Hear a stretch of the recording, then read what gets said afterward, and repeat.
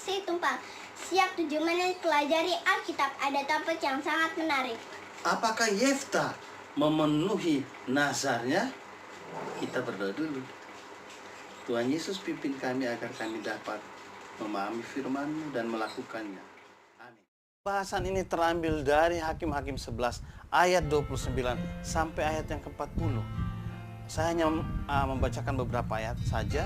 Ayat 30, lalu bernazarlah Yefta kepada Tuhan, katanya, jika engkau sungguh-sungguh menyerahkan Bani Amon itu ke dalam tanganku, maka apa yang keluar dari pintu rumahku untuk menemui aku pada waktu aku kembali dengan selamat dari Bani Amon, itu akan menjadi kepunyaan Tuhan, dan aku akan mempersembahkan sebagai korban bakaran.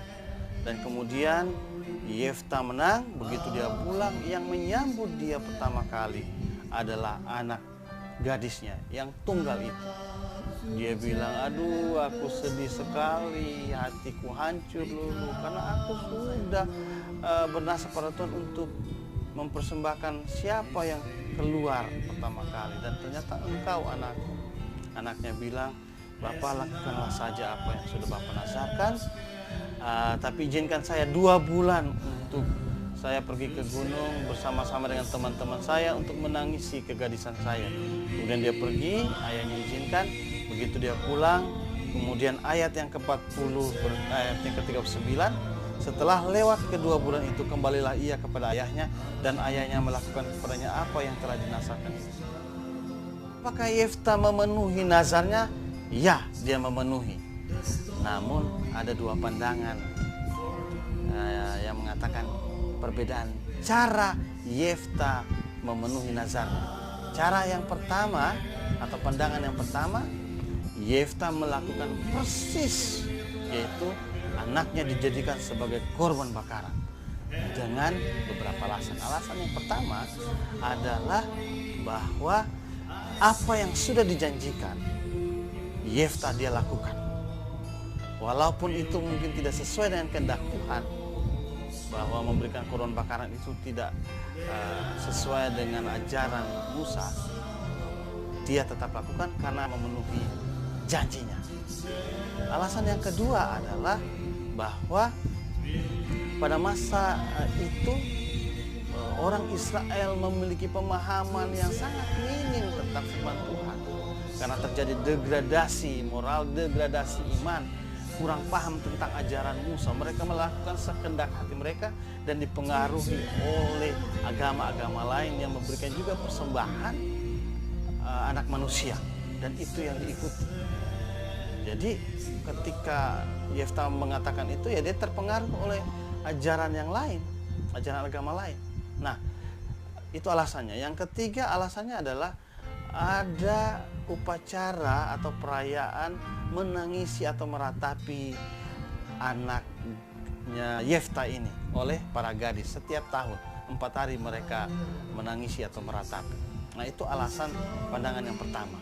Pandangan yang kedua, bahwa Yefta dia memenuhi nazarnya tapi tidak memberikan anaknya sebagai korban bakaran.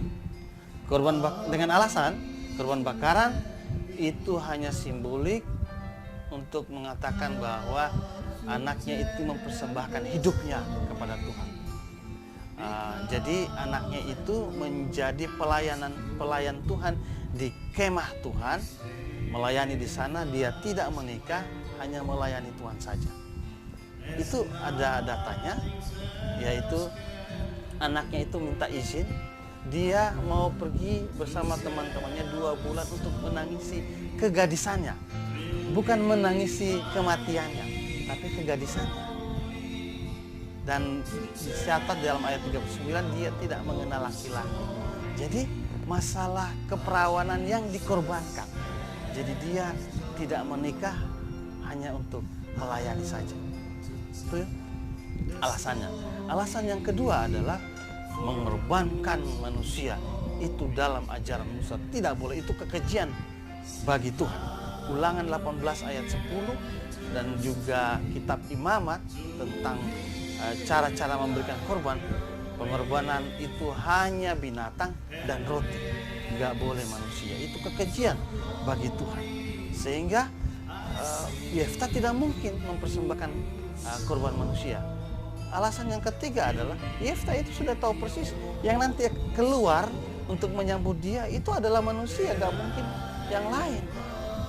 Orang itu akan dipersembahkan bagi Tuhan, tapi dia tidak tahu yang keluar anaknya. Jadi itu alasan kenapa memang Yefta tidak mempersembahkan korban bakaran. Kemudian yang terakhir adalah Ibrani pasal 11 ayat 32 sampai 33 itu mencatat bahwa Yefta adalah orang yang mengamalkan kebenaran. Jadi tidak mungkin dia memberikan persembahan korban bakaran. Nah, itu alasannya. Nah, kalau ditanya kepada saya lebih setuju dengan alasan yang kedua, bahwa Yefta tidak memberikan sebagai korban bakaran, tetapi anaknya diberikan sebagai pelayan Tuhan, dan dia tidak menikah lagi, padahal itu anak tunggal. Dari nazar Yefta ini, yang pertama adalah apa yang sudah kita janjikan pada Tuhan harus memang kita penuhi. Itu tidak boleh kita ingkari. Yang kedua, bahwa kalau kita mau bernasar pada Tuhan harus pikir matang-matang, jangan sembarangan. Pengkhotbah pasal 5 ayat 1 sampai 6 itu jelas. Kalau memang kita mampu, kita bernasarkan itu. Jangan sampai kita keluar kata-kata yang tidak bisa kita nanti lakukan. Yang ketiga, bahwa nasar itu bukan sogokan bagi Tuhan untuk melakukan apa yang kita mau, tapi nasar itu sebagai ungkapan syukur kita kepada Tuhan, apa yang akan Tuhan kerjakan dalam kehidupan kita. Yang keempat, ini yang indah, bahwa anak Yefta, dia berkata kepada bapaknya, lakukanlah Bapak apa yang sudah kau nazarkan itu. Wah, ini luar biasa. Dukungan, dorongan dari keluarga untuk mentaati Tuhan itu sangat-sangat penting. Wah, indahnya itu kalau keluarga memberikan dukungan kepada kita di dalam mentaati kehendak Tuhan. Luar biasa. Jadi mari kita tetap setia pada Tuhan, lakukan apa janji kita kepada Tuhan. Kita berikan yang terbaik kepada Tuhan, dan mari bersama dengan keluarga kita mentaati akan janji pada Tuhan. Tuhan Yesus memberkati kita semua.